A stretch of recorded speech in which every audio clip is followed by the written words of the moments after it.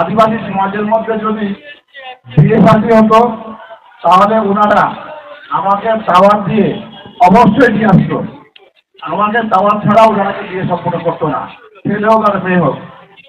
অত্র এলাকার যারা হিন্দু আছে, হিন্দু ধর্মাবলী, তারাও কিন্তু আমাকে কোনো অনুষ্ঠানে তারা ছাড় দেয় নাই।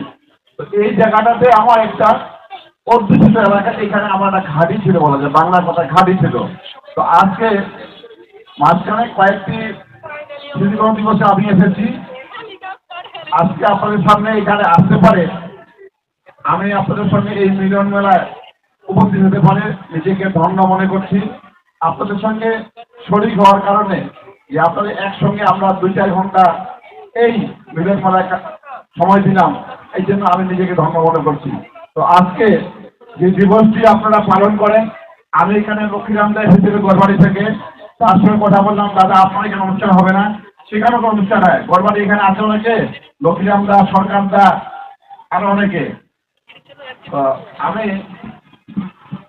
আজকে আমাদের যুগে যুগে প্রতিটি আন্দোলন মানুষের দাবি, মানুষের মৌলিক অধিকার আদায়ের জন্য যুগে যুগে মানুষ বিদ্রোহ আন্দোলন সংগ্রাম করেছে। তারই ধারাবাহিকতায় আজকে সিধু কানু দিবস এবং সাঁওতাল বিদ্রোহ দিবস, সেটি হচ্ছে এটি সাঁওতালদের অধিকার আদায়ের জন্য। আমরা যেটুকু জানি, সিধু কানু হলো সিধু কানু ভৈরব চার, তারা ছিল 4 ভাই। এই 4 ভাইয়ের মধ্যে সিধু মুর্মু, উনি ছিল হলো সাঁওতাল বিদ্রোহ আন্দোলনের প্রধান, এবং কানু ছিল দ্বিতীয় প্রধান, কানু মুর্মু। যার ভৈরবরাও বীর যোদ্ধা ছিল। আমরা যতটুকু জেনেছি, সেই ইংরেজ আমলে, ইংরেজ শাসন আমলে যখন ইংরেজরা ঘোষণা দেয় যে দেশে ভারতবর্ষে, সেই সময় ভারতবর্ষের যত জঙ্গল, খাল, খন্দক, নদী, নালা এবং উঁচু নিচু যত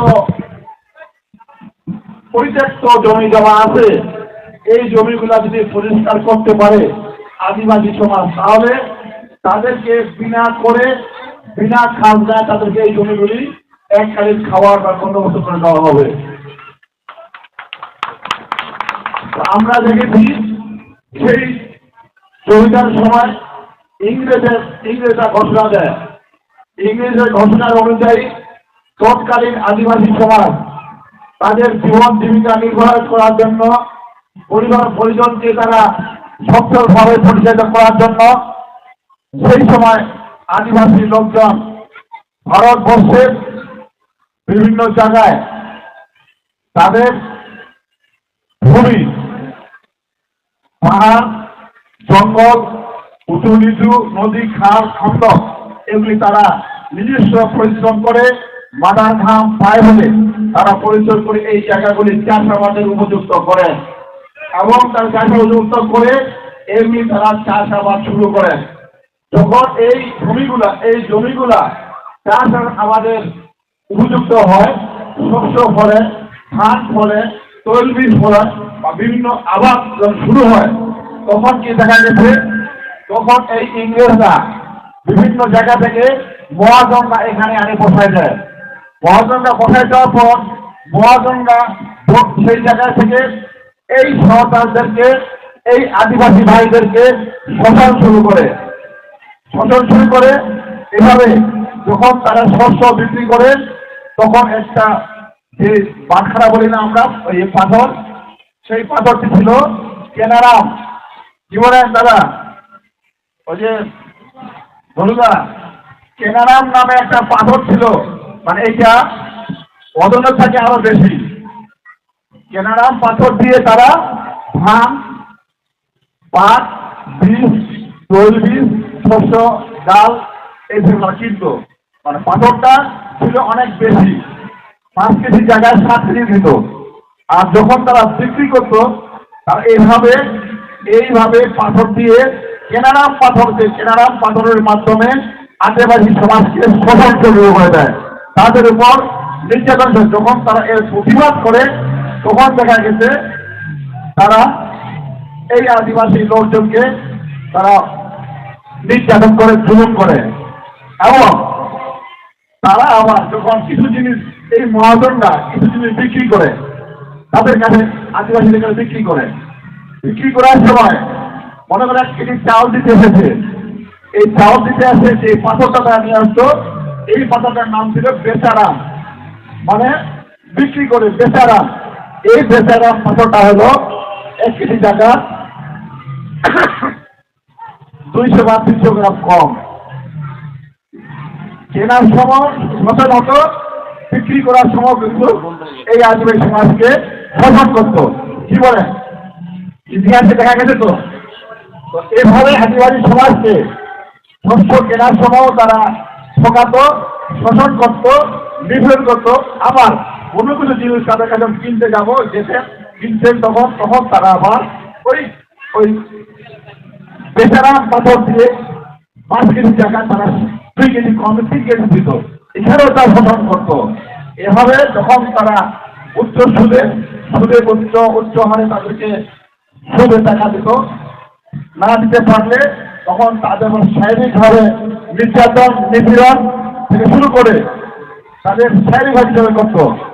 এবং জমিদাররা তখন মহাজনদের মাধ্যমে তাদেরকে ধরে নিয়ে যায় রাজপ্রসাদে জমিদার ভাইকে নির্যাতন করত। এভাবে আদিবাসী সমাজকে শোষণ করতে করতে করতে এক পর্যায়ে দেখা গেছে তারা তাদের স্বাধীনতার জন্য, নিপীড়ন থেকে, নির্যাতন থেকে বাঁচার জন্য, ইংরেজদের হাত থেকে বাঁচার জন্য সর্বপ্রথম এই আদিবাসীরা আন্দোলন শুরু করে। এই সিধু কানু চাঁদ ভৈরব, সিধু মুর্মু, সে ছিল প্রধান আন্দোলনকারী, আর কানু ছিল দ্বিতীয় আন্দোলনকারী, তৃতীয় প্রধান। তার ভাইরা ছিল চাঁদ ও ভৈরব। এক পর্যায়ে তারা যখন আন্দোলন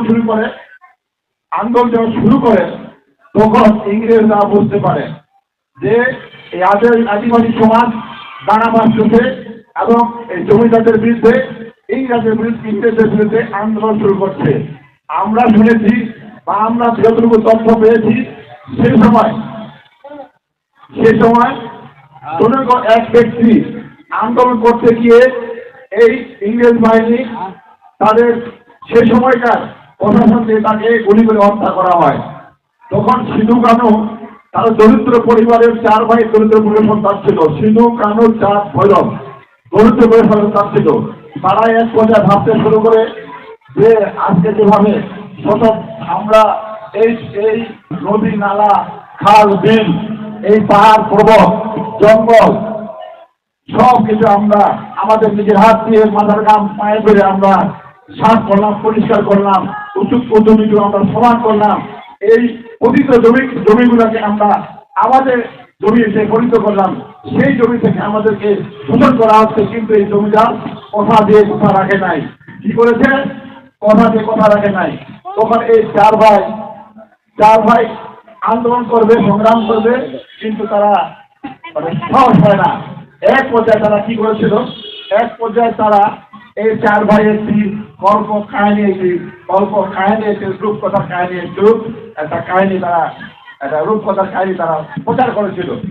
এইভাবে বলেছিল যে আমরা 4 ভাই এক রুমে বসে কিভাবে আদিবাসী সমাজকে এই ইংরেজের হাত থেকে উদ্ধার করা যায়, এই শোষণ থেকে, নির্যাতন থেকে, নিপীড়ন থেকে, জমিদারদের হাত থেকে আমরা বাঁচতে পারি। এই জন্য আমাদেরকে আন্দোলন করতে হবে এবং একটি কর্ম পরিবর্তন করতে হবে। আমরা আদিবাসীরা সাঁওতালরা স্বাধীন চাই, স্বাধীন রাষ্ট্র চাই। আমাদেরকে আন্দোলন বিদ্রোহ না করলে এই জমিদার, এই ইংরেজরা আমাদেরকে যেভাবে মারতেছে, গুলি করে মারতেছে, হাজার হাজার মারতেছে, আর আমাদের বংশ এই পৃথিবীতে রাখতে দেবে না। তখন তারা কল্পকাহিনী করে যে মানুষের মধ্যে প্রচার শুরু করে যে আমরা 4 ভাই যখন আমরা ঘরের মধ্যে আমরা এই বিদ্রোহ নিয়ে আলোচনা করি, বৈঠক বসি, সেই সময় হঠাৎ করে আমার সিঁদুর মাথার উপর একটি কাগজের টুকরা পড়ে যায়। সেই কাগজের টুকরা খুলে দেখে পড়ে যাওয়ার পর হঠাৎ করে 2 জন দেবতার আবির্ভাব হয়। এই সাঁওতাল দেশে ভগবান এখানে উপস্থিত হয়। ভগবান আসে 4-10 টুকরা কাগজ হাতে দিয়ে 1 মিনিটের মধ্যে উধাও হয়ে যায় এবং সেখানে থাকে যে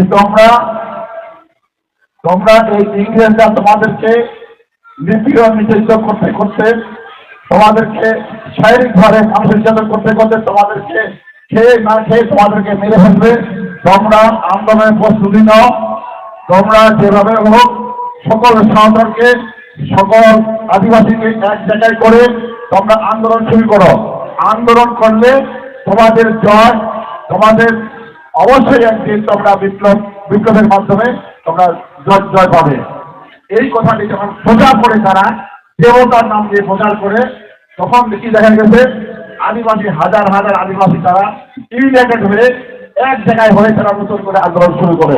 তখনই এই আন্দোলনের বেগবান হয়। বেগবান হওয়ার পর সেই সময় দেখা গেছে সিধুকে তার নিজস্ব লোকের মির্জাপুরের মাধ্যমে সিধুকে তখনকার সেই জমিদারের প্রশাসন গ্রেফতার করে। গোপন আস্তানাতে গ্রেফতার করে তাকে গুলি করে হত্যা করা হয়। কানুকে পুলিশ গ্রেফতার করে তাকে ওই বট গাছের